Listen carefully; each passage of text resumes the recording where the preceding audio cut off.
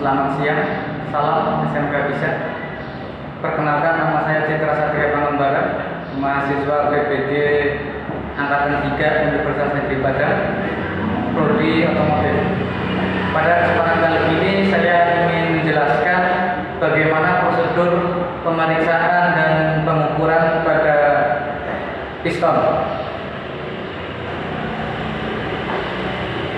Sebelum kita melakukan pemeriksaan, ada beberapa yang perlu kita persiapkan terlebih dahulu.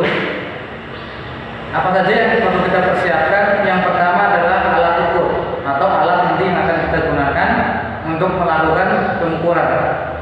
Yang pertama, alat ukur yang kita butuhkan yaitu jangka sorot atau yang sering kita kenal Vernier caliper.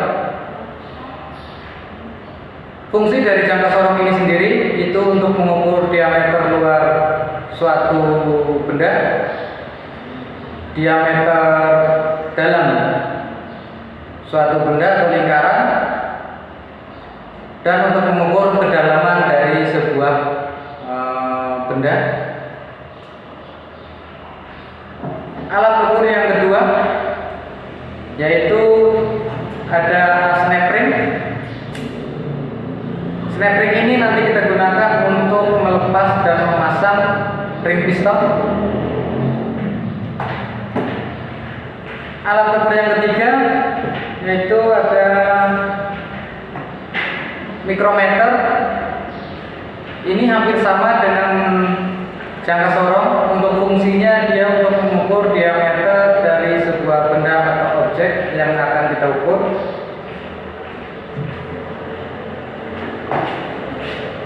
Alat ukur yang berikutnya ada filler gauge. Filler gauge ini fungsinya untuk mengukur celah antara dua benda atau dua objek. Nanti kita gunakan untuk mengukur celah ring piston dengan grip atau tempatnya. Selain alat ukur yang perlu kita siapkan, selanjutnya adalah objek yang akan kita ukur. Di sini sebagai contohnya saya akan mengukur piston dari motor Yamaha Mio 2009. Ini untuk engine-nya. Dan yang terakhir, jangan lupa kita harus menyiapkan manual book. Manual book ini nanti kita gunakan sebagai acuan standar atau spesifikasi dari sebuah pengukuran yang kita lakukan. Oke, langsung saja. Pengukuran yang pertama yaitu kita akan mengukur diameter dari piston. Caranya bagaimana? Ambil objek atau piston yang akan kita ukur, kemudian kita gunakan alat ukur jangka sorot atau Vernier caliper. Kita mengukur diameternya pada sumbu X atau yang tegak lurus begini.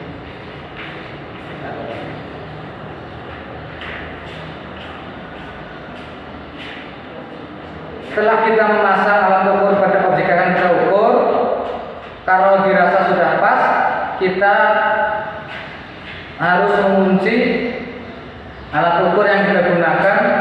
Tujuannya apa? Agar hasilnya tidak berubah.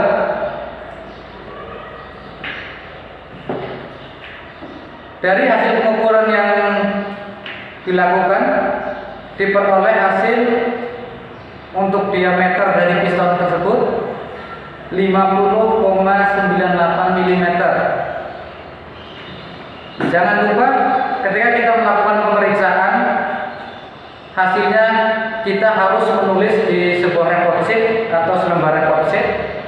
Untuk apa? Untuk kita mencocokkan berapa nilai yang kita dapat dari hasil pengukuran. Kita cocokkan atau kita bandingkan dengan spesifikasi yang ada di manual book. Apakah hasil pengukuran yang kita lakukan masih dalam batas limit atau mungkin masih masuk dalam spesifikasi yang ditentukan oleh perusahaan. Oke, dari hasil pengukuran tadi diperoleh untuk diameter piston yaitu 50,98, sedangkan untuk spesifikasi atau batas limitnya yang ditentukan pada manual book ini untuk batas limit diameter piston 50,97 sampai dengan 50,99. Sedangkan tadi yang kita peroleh nilai hasil pengukurannya adalah 50,98, sehingga hasil pengukurannya masih termasuk batas limit dari spesifikasi yang ada di manual book. Yang berikutnya pengukuran yang kita lakukan yaitu mengukur celah ring piston dengan grip atau tempatnya. Kita akan menggunakan alat ukur filler gig. Caranya bagaimana? Kita pilih dulu untuk ketebalan filler gig yang paling tipis dulu.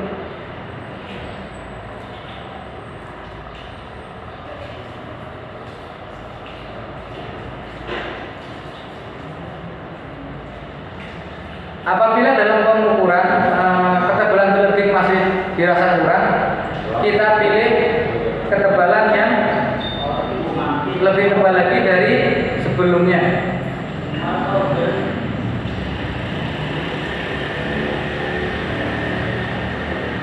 Kita ukur celah antara ring piston dengan grip atau tempat dari ring pistonnya. Ini. Kalau saya balik ini.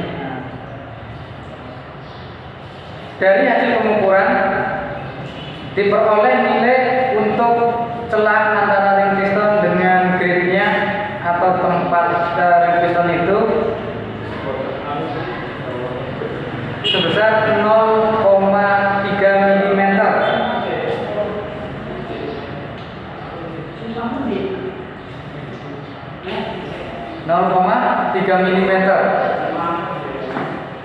Selanjutnya pengukuran yang berikutnya kita mengukur celah ujung ring piston. Caranya bagaimana? Langkah pertamanya kita harus melepas dulu ring piston. Di sini ada 3 ring piston. Yang pertama atau yang bagian atas sendiri adalah ring kompresi 1, yang tengah ring kompresi 2, dan yang terakhir ring oli. Karena untuk mempersingkat waktu video, saya akan mencontohkan cara pengukuran celah ujung ring untuk ring kompresi 1. Kita lepas ring kompresi 1-nya dengan menggunakan alat ukur snap ring.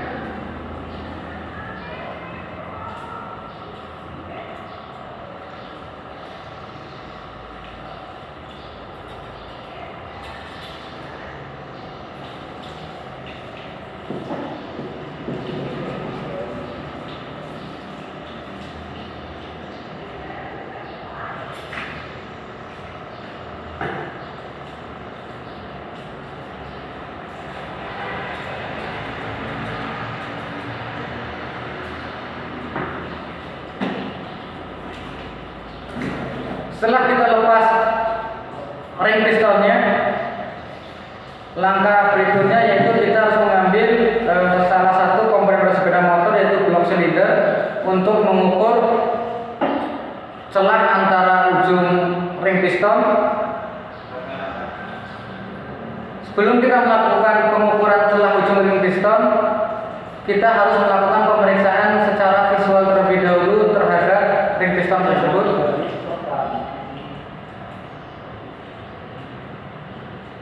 Dari hasil pengukuran secara visual, kondisi dari ring piston ini masih dalam kondisi baik. Alasannya kenapa? Karena tidak terdapat retakan pada permukaan ring piston dan juga tidak ada terjadi patah terhadap ujung ring piston ini. Langkah berikutnya yaitu kita pasang ring piston ke dalam blok silinder.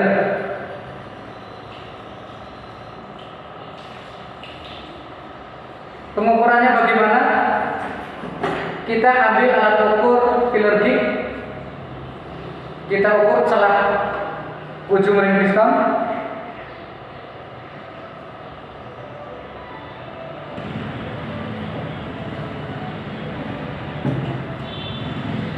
Dari hasil pengukuran yang dilakukan diperoleh untuk hasil celah ujung ring piston yaitu 0,4 mm. 0,4 mm. Sedangkan pada manual book untuk ujung ring piston sendiri itu celahnya dari 0,10 sampai 0,25 atau batas limitnya, batas maksimalnya itu 0,4. Dari hasil pengukuran yang kita lakukan tadi diperoleh hasil 0,4. Jadi kesimpulannya untuk celah ring piston itu masih dalam batas yang diizinkan atau batas limit yang diperbolehkan. Karena di sini di manual book itu tertulis untuk batas limitnya atau batas maksimalnya untuk ukuran celah ujung ring piston itu 0,4 mm. Pemeriksaan yang berikutnya yaitu kita mengukur diameter dalam lubang pen piston. Bagaimana cara mengukurnya? Kita menggunakan alat ukur jangka sorot atau vernier caliper.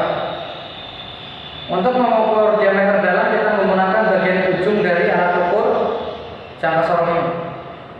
Kalau bagian bawah ini untuk mengukur diameter luar. Kita ambil alat ukurnya, kita pasang pada bagian yang akan kita ukur. Setelah kita pasang, jangan lupa kita mengunci alat ukurnya agar hasilnya tidak berubah.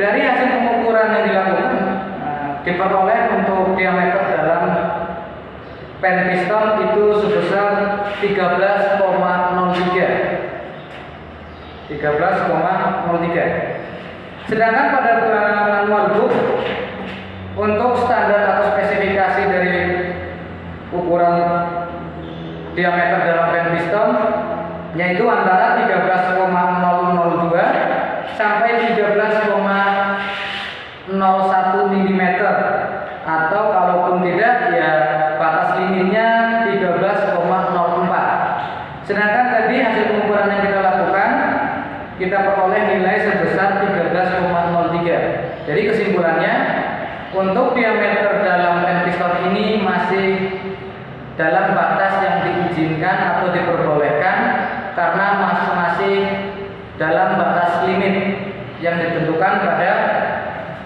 manual book ini.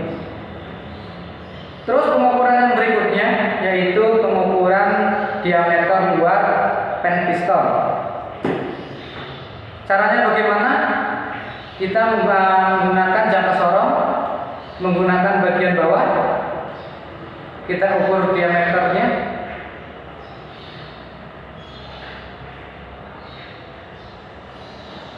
Jangan lupa kita kunci untuk alat ukurnya.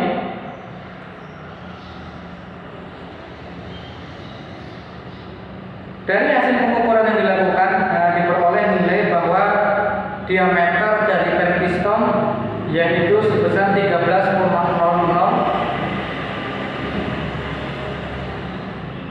Sedangkan pada batas limit atau spesifikasi yang diperbolehkan pada manual book yaitu antara 12,99 sampai dengan 13 mm atau maksimalnya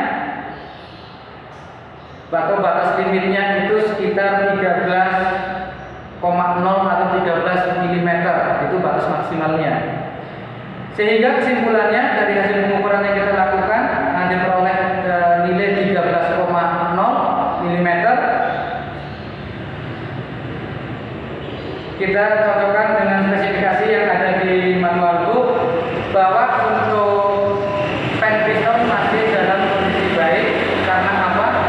Karena hasil yang kita peroleh dari pengukuran tadi masih dalam batas yang diizinkan atau masih dalam batas limit yang ditentukan pada buku manual book ini.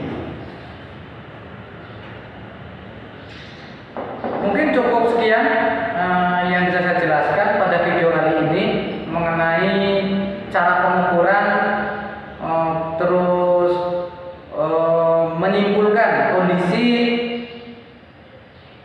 komponen piston. Tujuannya untuk apa? Tujuannya untuk kita menentukan langkah apa selanjutnya yang harus kita lakukan setelah kita memperoleh hasil pengukuran, terus kita cocokkan atau kita bandingkan dengan spesifikasi yang diizinkan. Setelah kita melakukan tadi pengukuran, kesimpulan akhirnya bahwa komponen piston ini dan komponen yang ada pada piston ini masih dalam kondisi baik atau masih dalam batas limit yang ditentukan atau yang ada pada manual book ini.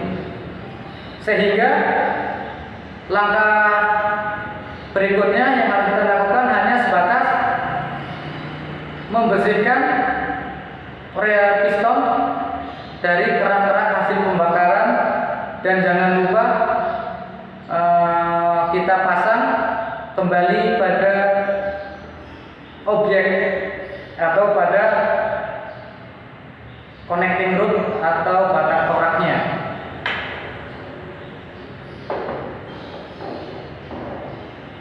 Apabila ada kekurangan atau kurang tepat dalam penjelasan saya pada video kali ini, saya mohon maaf karena kekurangan hanya milik kita dan kesempurnaan hanya milik Allah Subhanahu wa taala.